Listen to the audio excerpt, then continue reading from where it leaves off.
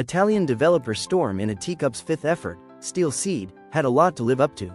It boasts a BAFTA-winning writer on its staff, faces comparisons to giants like Assassin's Creed as a stealth action game, and the studio's first game, NERO, Nothing Ever Remains Obscure, won 2 recognitions at the Italian Video Game Awards. While Steel Seed is certainly a fun entry into the genre and a gem to look at, it's hard to ignore the feeling that it could have been so much more. Storm in a Teacup is not afraid to wear its influences on its sleeve.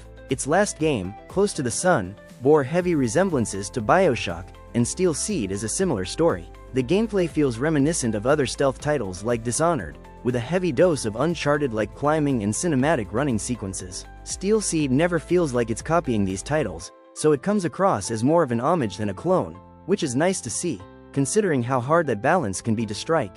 At the same time, though, the gameplay never seems to break out of what came before it, so it's hard to say how well it will stand out from the crowd. Steel Seed's narrative seems to fall into a similar boat at first, but opens up and feels fresher as you progress. Humanity is on the brink of an extinction of its own design, and the AI people created now seem to be some of its biggest threats. It's a setup that plenty of sci-fi games, movies, and books have tackled before, but thankfully, Steel Seed breaks out of the clichés. There's an unmistakable heart to it, so it feels like a story that the people at Storm in a Teacup genuinely care about and want to tell, not just another reiteration of robot bad, people good. Steel Seed's gameplay is fun but just shy of great. The bulk of Steel Seed's gameplay centers around areas of enemy robots that the protagonist, Zoe, must either kill or sneak past to get to her next objective. Stealth is the name of the game here. It's entirely possible to take enemies head-on in combat, but Zoe can only take a few hits before she's out of commission.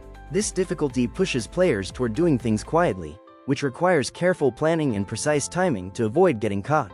These sections are also where the game is strongest. There are enough tools at your disposal and environments are open enough that you have a good amount of freedom when strategizing, which makes getting through successfully all the more rewarding, especially as the game progresses and these segments become larger and more varied. Combat, when necessary, is not Dark Souls level difficult but is challenging. Enemies can seem impossibly strong at first, but Zoe can avoid their attacks and land damaging blows once you learn their patterns and get a feel for the timing.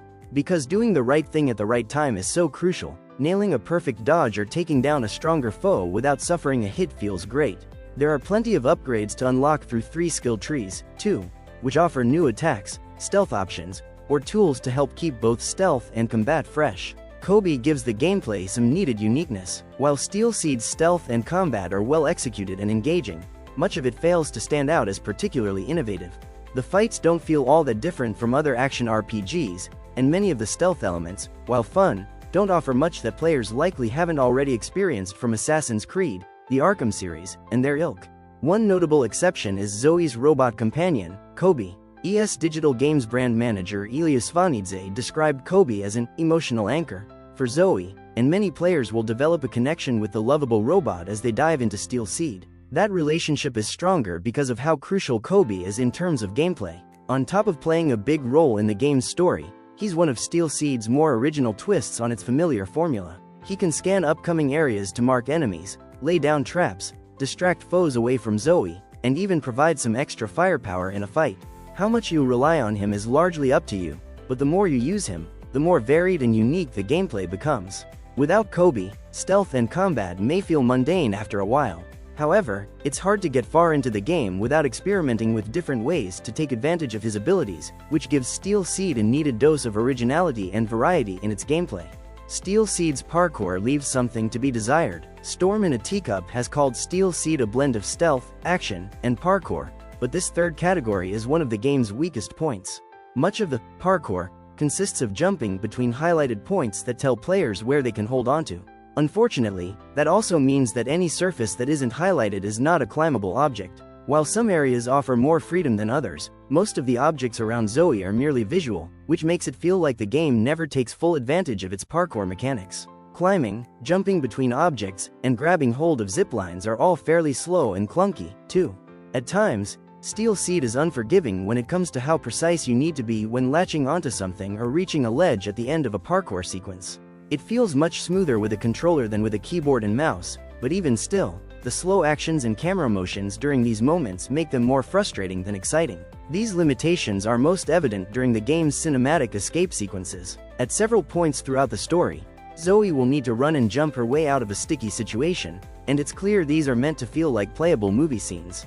The camera often locks into a more dramatic angle and players must time parkour motions well to stay ahead of enemies. While these moments look great, the slowness and unresponsiveness of the parkour controls hold them back from feeling as fast-paced as they should. Steel Seed's world is its strongest feature. While Steel Seed doesn't always feel as fluid and original as one would hope, the visuals are absolutely stunning. It may not be the most realistically rendered or detailed world of any game, but it's a treat for the eyes. The robotic world around Zoe is vast and imposing, which is beautiful to look at but makes Zoe feel small and weak by comparison. Those mixed emotions provide the perfect context as the story dives into the nuances of AI and the extremes, both good and bad, of technological innovation. Stunning views of the sci-fi world are most prominent in story-focused moments. While Steel Seed has some conventional cutscenes, more often than not, it advances the narrative by slowing Zoe's movements as she talks through her emotions with KOBY and players move between locations. From a story perspective, these moments often feel overly expository and forced.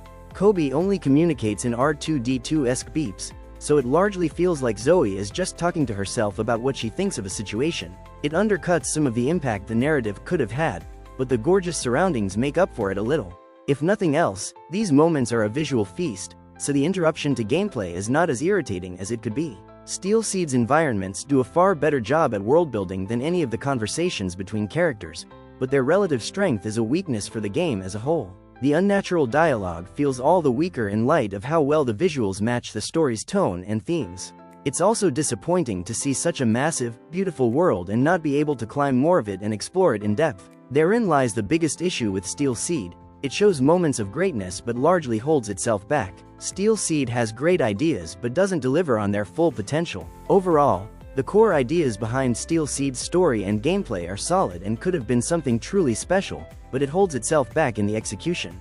There are plenty of stealth games with strong narratives, and Steel Seed has the heart to be counted among them, but the way it tells that story weakens the impact. Similarly, it leans too heavily on the more tired and familiar elements of its plot for the subtle nuances to set it apart from what came before it in the sci-fi genre. The same goes for the game's stealth, combat, and parkour. KOBY adds an interesting side to sneaking around, and the game doesn't tell you how to tackle situations, letting you decide how to navigate each section, but the lack of interactive elements limits those choices. The inclusion of parkour mechanics like climbing and wall running could have made for a much wider variety of gameplay, but restricting these movements to specific surfaces removes that freedom.